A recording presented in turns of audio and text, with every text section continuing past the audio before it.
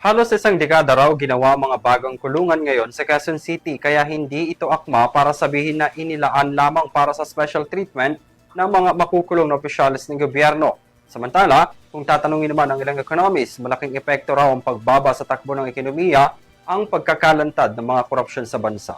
Ito ngayon ang aking balita. Hindi raw para sa VIP treatment ang mga bagong jail facilities ngayon sa Quezon City lalo na sa mga sangkot sa anomalya sa flood control projects.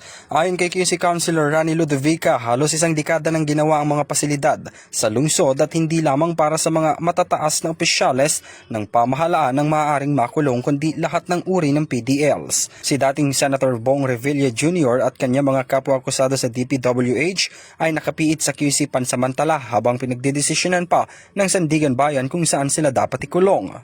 Yung pinakikita ho ngayon, akala VIP intended lang ho ito dito sa mga kasulukuyang mga DPWH o mga politiko na nai-involve. Pero hindi ho.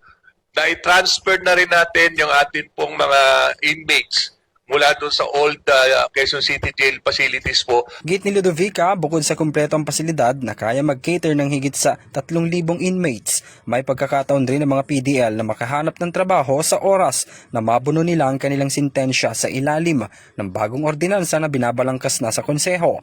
Maluwag na rin daw ito at may hahalintulad sa mga dormitoryo at may common area na maaaring gamitin sa mga pisikal na aktibidad.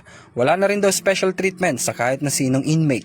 Yes, actually ho, wala na hong special treatment dahil common ho ng karapatan ng bawat inmates po doon.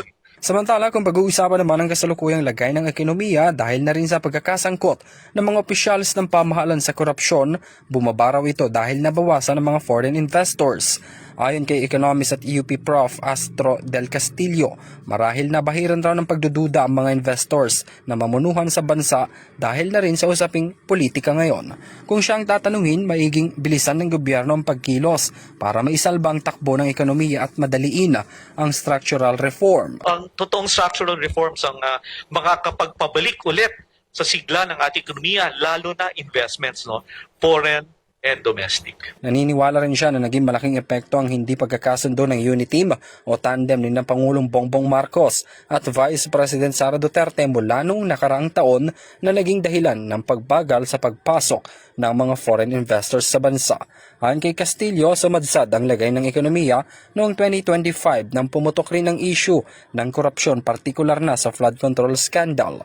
2024 nung nag-start yung political index to go up, meaning na may talk na about impeachment, no? Panawagan niya ngayon na ituon ng mga legislators ang kanilang trabaho sa reforma at hindi para sa sariling interest.